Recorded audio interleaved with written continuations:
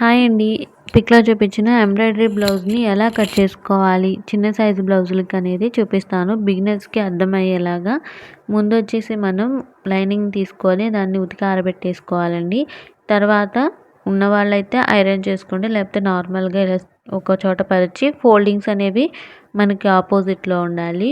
Folding side అనేది మన వైపు ఉండాలి. ఇప్పుడు కింద అనేది మనకి ఈక్వల్‌గా ఉండాలండి. దానికోసం ఒక లైన్ గీసేసుకొని కింద ఒక హాఫ్ ఇంచ్ దాకా, ఒక పావు ఇంచ్ దాకా మన ఖర్చు అనేది తీసేసుకోవాలన్నమాట. ఇప్పుడు కింద నుంచి మనకు ఒక పావు ఇంచ్ అనేది అడ్జస్ట్ చేసుకుంటూ కిందకి మనకి పావు ఇంచ్, ఎందుకంటే మనకి కింద మెడ పట్టి వేస్తాం కదా, కింద పట్టి నడుము పట్టి, ఆ పట్టీ కోసం ఒక పావు ఇంచే తీసుకోవాలి. ఆ పావు ఇంచ్ వల్ల ఏంటంటే మనకి పావు ఇంచ్ దాటిందంటే ఆ లెంత్ పెరిగిపోతుంది. మళ్ళీ బ్లౌజ్ కూడా భుజాలు జారే అవకాశం చాలా వరకు ఉంటుంది. కాబట్టి పావించి మాత్రమే తీసుకోండి. అంటే పాదం ఖర్చు పావించి అంటే పాదం ఖర్చు వరకు తీసుకోండి. పాదాలు తెలుసు కదా, పెద్ద పాదం.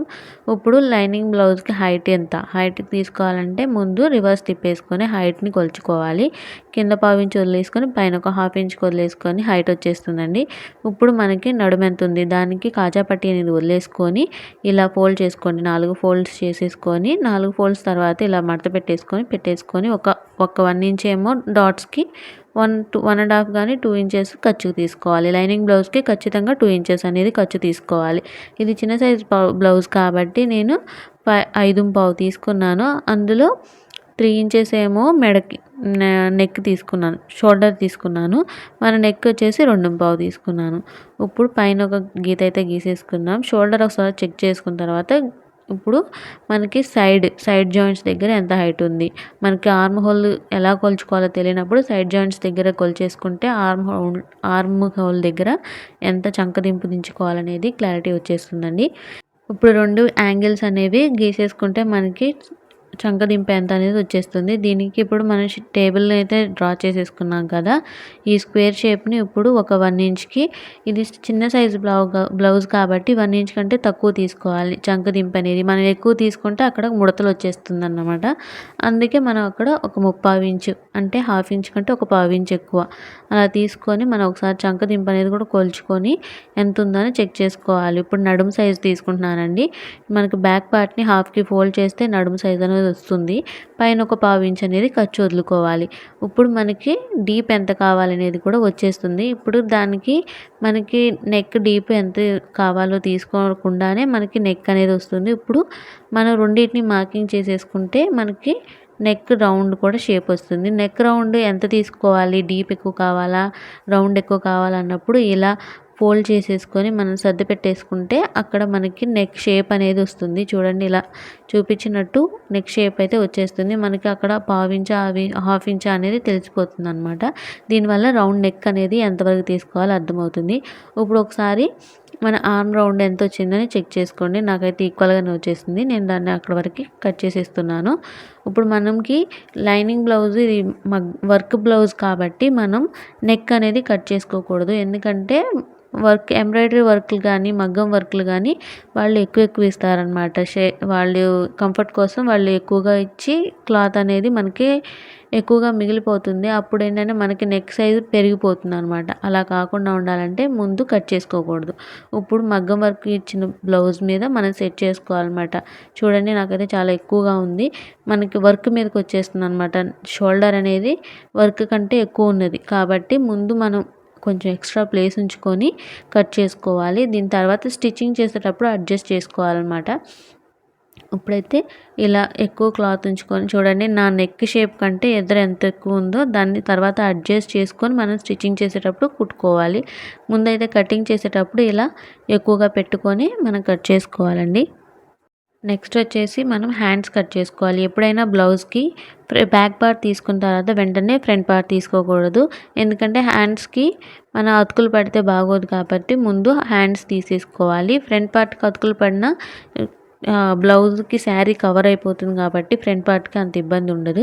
కానీ ఇప్పుడు హ్యాండ్స్ అయితే తీసుకుంటున్నాం కదా, హ్యాండ్స్ కూడా సేమ్ బ్యాక్ పార్ట్ లాగే మనకి బ్యాక్ సైడ్ హెచ్చు తగ్గులు ఏమైనా ఉన్నాయో ఎలాగైతే కట్ చేసుకుంటామో సేమ్ అలాగే హ్యాండ్స్కి కూడా హెచ్చు తగ్గులు లేకుండా ఈక్వల్ చేసుకొని ఇక్కడ నుంచి ముందు హైట్ కొలిచేసుకొని ఒక హాఫ్ ఇంచ్ అనేది ఖర్చు ఇచ్చుకోవాలి పైకి.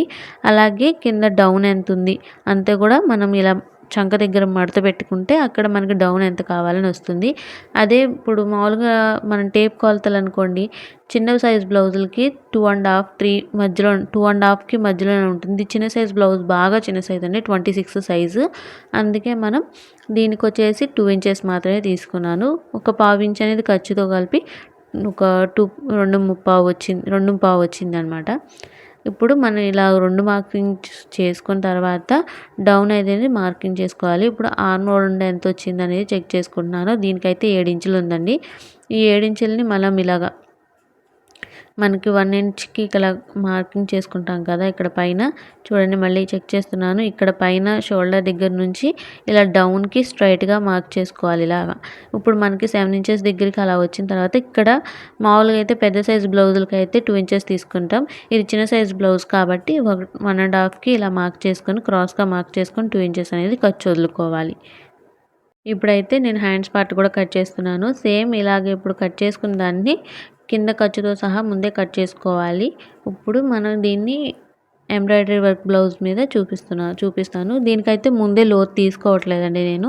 పై పార్ట్‌కి కింద పార్ట్ ఖర్చు దగ్గర మనం టాకాస్ పెట్టేసుకొని ముందైతే మనం ఎంబ్రాయిడరీ వర్క్ మీద వర్క్ అనేది ఈక్వల్‌గా వస్తుందా రాదా అని చెక్ చేసుకున్న తర్వాతే మనకి చూడండి ఇప్పుడు వర్క్ అయితే ఎలా వస్తుందో సగం సగం వస్తుంది. 2 సైడ్‌లో ఒక సైడ్ మాత్రమే పూర్తిగా వస్తుందనమాట. రెండో సైడ్ ఖచ్చితంగా అతుకు పడుతుంది. సో దాన్ని ఈక్వల్‌గా ఉందా లేదా అని చెక్ చేసుకున్న తర్వాతే మనం లోతులు కానీ ఏమైనా తీసుకోవాలి.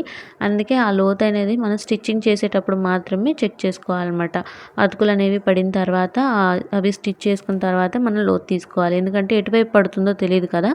చూడండి ఇటువైపు నాకు ఒక సైడ్ బాగా పూర్తిగా వస్తుంది, ఇంకో సైడ్ అనేది అతుకు పడుతుంది. నేనైతే హాఫ్ హ్యాండ్స్ అడిగారు కాబట్టి పట్టు అంచు ఉంది కదా, అంచుని వదిలేస్తున్నాను. కానీ మనకి అంచు అనేది కావాలి కాబట్టి కొంచెం ఒక హాఫ్ ఇంచ్ వరకు ఖర్చు కింద ఉంచుకొని పైన ఒక హాఫ్ ఇంచ్కి ఖర్చు అనేది ఉంచుకొని రెండు కూడా మనం ఎప్పుడైనా ఎంబ్రాయిడరీ బ్లౌజులు కట్ చేసుకునేటప్పుడు ఖర్చు అనేది ఎక్కువ ఉంచుకోవాలి. ఖర్చు అంటే మనం ఇచ్చిన మెజర్మెంట్ కంటే కొంచెం ఎక్కువగా ఉంచుకొని కట్ చేసుకుంటే ఏంటంటే ఒకసారి అటు ఇటు అయినా కానీ మనకి క్లాత్ డిజైన్ అనేది పోకుండా ఉంటుందన్నమాట. అందుకే ఇలా ఖర్చు అనేది తీసుకోవాలి. ముందు ఇలాగ ఎక్కువ తక్కువ ఉన్న అడ్జస్ట్ చేసుకునేలాగా నేను ఇలా 2 ఫోల్డ్స్ చేసేసుకొని తీసేసుకున్నాను. ఇప్పుడు మనం ఒకవేళ అటు ఇటు కాకుండా కొంచెం అటు ఇటు జరిపినా కానీ డిజైన్ అనేది ఎక్కువ తక్కువ ఉన్నా కానీ చంకలోకి వెళ్ళిపోతుందన్నమాట. ఇలా 2 ఫోల్డ్స్ చేసేసుకున్నాను. మనకి హ్యాండ్స్ అయితే వచ్చేసాయి కదా. నెక్స్ట్ పార్ట్ వచ్చేసి మనకి ఇంకా ఫ్రంట్ పార్ట్ మిగిలిపోయింది. బ్యాక్ పార్ట్ని క్రాస్గా పెట్టుకొని ఫ్రంట్ పార్ట్ అనేది మనం డిజైన్ చేసుకోవాలి. ఇప్పుడు నేను బ్యాక్ పార్ట్ని మనం క్రాస్గా ఉన్న ఏరియా వైపు పెట్టుకొని ఇలా మన షేప్ బెల్ట్కి పైన మెయిన్ డాట్ దగ్గరికి వరకు ఖర్చుని పెట్టుకోవాలన్నమాట. ఇప్పుడు నాకు ఇక్కడ వరకు వచ్చింది చూపిస్తున్నట్టు మార్కింగ్ చేసుకొని ఫోల్డ్ చేసుకోవాలి మిగిలిన క్లాత్ని. ఇక్కడే ఖర్చు కూడా మనం అనేది ఒక పావు ఇంచు తీసుకోవాలండి ముందే. ఇప్పుడు ఇటు సైడ్ అయితే క్రాస్ ఎక్కువగా ఉంది. ఇది క్రాస్ కట్ బ్లౌజ్ కాబట్టి క్రాస్ ఇటువైపు ఉంది. ఎటువైపు అయితే మనకి స్ట్రెచ్చింగ్ ఎక్కువగా ఉంటుంది అనువైపు మనం సెట్ చేసుకోవాలన్నమాట. బ్లౌజ్లో ఈ పీస్ వైపు నాకు ఇటు సైడ్ బాగా సెట్ అయిందని నేను అటు సైడ్ సెట్ చేసుకొని తర్వాత దాని మీద ఎలా ఉందో యాజ్ ఇట్ ఈజ్ అలాగే మార్కింగ్ చేసుకుంటున్నాను. ఈ మార్కింగ్ చేసుకునేటప్పుడు మనం ఈక్వల్గా దాని దగ్గరగా వేసుకోవాలండి. అంతేగాని ఖర్చులు ఎక్కువ వదిలేసుకోకూడదు. ఖర్చు ఎక్కువైపోయిందంటే ఫ్రంట్ పార్ట్ పెరిగిపోతుంది. ఫ్రంట్ పార్ట్ పెరిగిపోతే ఖచ్చితంగా మనకి షోల్డర్స్ అనేవి జారిపోతాయి. సో ఇప్పుడు నేను ఫ్రంట్ పార్ట్ డౌన్ మనకి నెక్ షేప్ ఎలా తీసుకోవాలి ఇప్పుడు చూపిస్తున్నట్టు ఇలా మార్కింగ్ చేసుకోండి. దీనివల్ల ఏంటంటే మనకి ఎగ్జాక్ట్గా వస్తుంది. ఇప్పుడు మార్కింగ్ చేసుకున్న తర్వాత పైన మనకు ఖర్చు ఎంత తీసుకున్నాము హ్యాండ్స్కి షోల్డర్కి 3 ఇంచెస్ తీసుకున్నాం. ఒకసారి చెక్ చేసుకొని ఎక్కడ దాకా వచ్చిందో మార్క్ చేసుకున్న తర్వాత పైనుంచి స్ట్రైట్ లైన్ గీసుకొని కింద నుంచి కూడా మనం స్ట్రైట్ లైన్ గీసేసుకుంటే రెండింటికి బాక్స్ షేప్ వచ్చేసి మనకి నెక్ షేప్ అనేది వస్తుంది. మళ్ళీ ఒకసారి షేప్ అనేది చెక్ చేసుకోవాలి. ఇలా షేప్ అనేది చెక్ చేసుకుంటే మనకి అక్కడ 1 ఇంచ్ తీసుకోవాలా, హాఫ్ ఇంచ్ తీసుకోవాలా, వాళ్ళకి నెక్ ఎంత డీప్ కావాలనేది తెలిసిపోతుంది. చూడండి ఇలాగ నెక్ అయితే మార్క్ చేసేసుకుంటున్నాను. ఇలా మార్క్ చేసుకోవడం వల్ల ఏంటంటే మనకి షేప్ అనేది నీట్గా వస్తుంది. ఎంత కావాలో అంతే వస్తుంది. ఇప్పుడు మనకి ఆర్మ్ రౌండ్ దగ్గర కూడా లోతు తీసేసుకోవాలండి. ఖర్చు దగ్గర నుంచి పైన షోల్డర్ హాఫ్ నుంచి ఇలా ఒక హాఫ్ ఇంచ్ అనేది మనం ఖర్చు కూడా లోపల లోతు అనేది తీసేసుకుంటాం.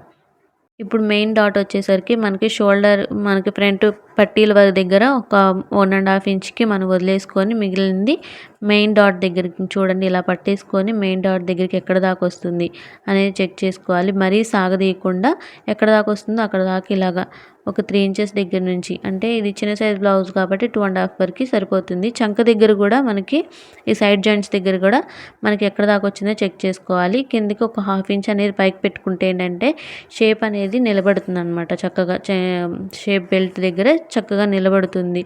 మనకి చెస్ట్ కూడా జారిపోయినట్టు ఉండదు. ఇప్పుడైతే కట్ చేస్తున్నాను. ఈ కట్ చేసేటప్పుడు నేను ప్రతిసారి చెప్పేది ఏంటంటే చాలా నీట్గా జాగ్రత్తగా కట్ చేసుకోండి. హెచ్చు తగ్గులు అనేది బ్యాక్ పార్ట్కి అయినా సరిపోతుందేమో కానీ ఫ్రంట్ పార్ట్కి మాత్రం కొంచెం ఎక్కువ తక్కువ అయినా కానీ షేప్ మొత్తం పాడైపోతుంది. ఇలా అయితే మీరు ట్రై చేయండి.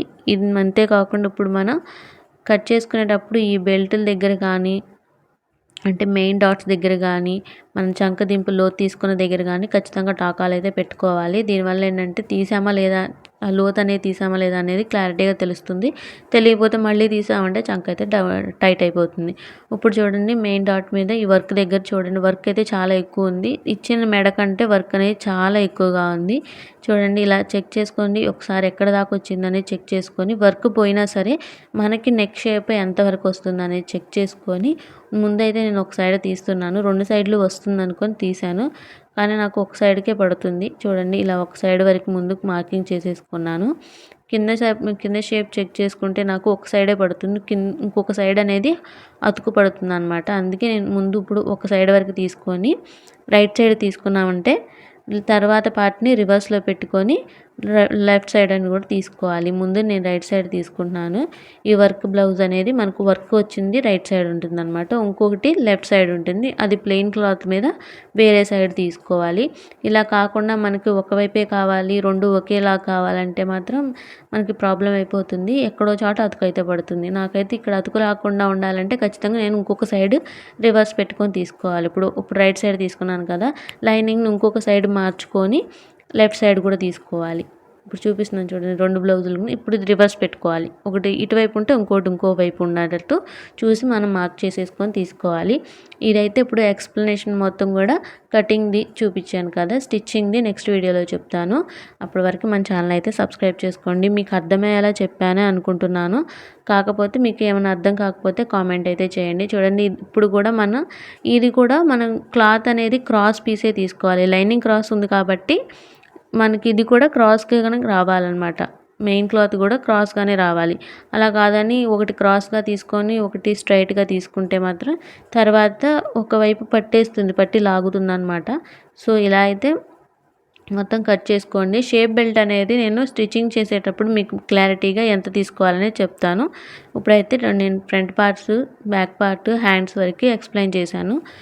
స్టిచ్చింగ్ చేసేటప్పుడు ఇంకా క్లియర్గా అర్థమయ్యేలా చెప్తాను. మీకు అర్థమవుతుంది అనుకుంటున్నాను. ఏమైనా అర్థం కాకపోతే ఖచ్చితంగా మీకు డౌట్స్ ఉంటే కామెంట్ చేయండి, నేను ఎక్స్ప్లెయిన్ చేస్తాను ఖచ్చితంగా. వీడియో నచ్చితే కనుక లైక్ చేయండి, సబ్స్క్రైబ్ చేసుకోండి మన ఛానల్ని.